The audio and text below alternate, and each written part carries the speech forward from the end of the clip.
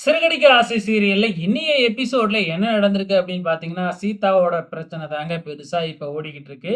இப்ப நம்ம மீனாவோட தம்பி சத்யாவ, மீனாவ வந்து பார்த்தீங்கன்னா, நம்ம முத்து கார் பார்க்கிங்க்கு வர சொல்லிட்டாங்களாட்டுக்கு. மீனாவும் அங்க வந்திருக்கிறாங்க. "நீ எதுக்கு இங்க வந்த?" அப்படின்னு முத்து கேட்க, "சத்யா தான் என்னைய வர சொன்னான்" அப்படின்னு சொல்றாங்க. "என்னையும் இங்கேயே வெயிட் பண்ண சொன்னான். என்னத்துக்காக இங்க வர சொல்லியிருப்பான்? ஒருவேளை பரீட்சையில பாஸ் ஆயிட்டானோ?"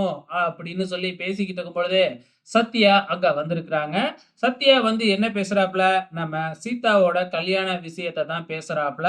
சீத்யா வந்து பாத்தீங்கன்னா, நேரா அந்த அருண் வீட்டுக்கு போயிட்டு, "நமக்கு இனிமே கல்யாணம் ஆகாதுன்னு சொல்லிட்டு வந்துட்டா. அது மட்டும் இல்ல, எனக்கு கல்யாணமே வேணாம்" அப்படின்னு வீட்ல சொல்லி ரொம்பவுமே வருத்தப்பட்டுக்கிட்டு இருக்கா. ஸோ சீதா வந்து பாத்தீங்கன்னா, கண்டிப்பா ஒரு நல்லவன தான் செலக்ட் பண்ணியிருப்பா. உங்க பிரச்சனையால ஏன் இப்படி சீதாவோட காதல் விஷயத்துல விளையாடுறீங்க? அப்படிங்கிற மாதிரி முத்துவ பார்த்து நம்ம சத்யா கேட்க ஆரம்பிக்கிறாப்புல.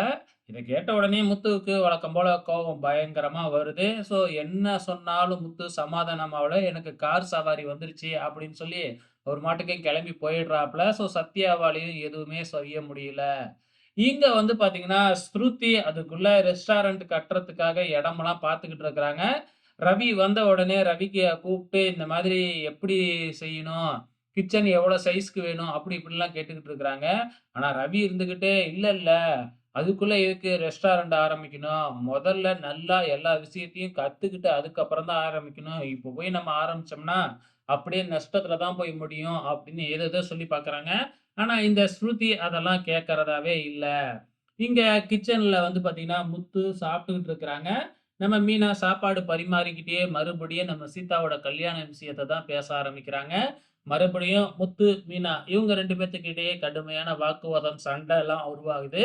முத்து கோவத்துல எந்திரிச்சு திரும்பியும் போயிடுறாப்புல.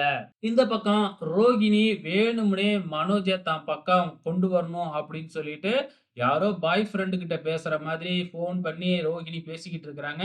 அதையும் மனோஜ் கேட்டுட்டு அப்படியே பயந்துகிட்டே இருக்கிறாப்புல. இன்னைய எபிசோடு இதோட முடிச்சுட்டாங்க. அடுத்த வாரம் ஒரு சம்பவம் நடக்க போகுது. பொறுத்திருந்து பார்க்கலாம்.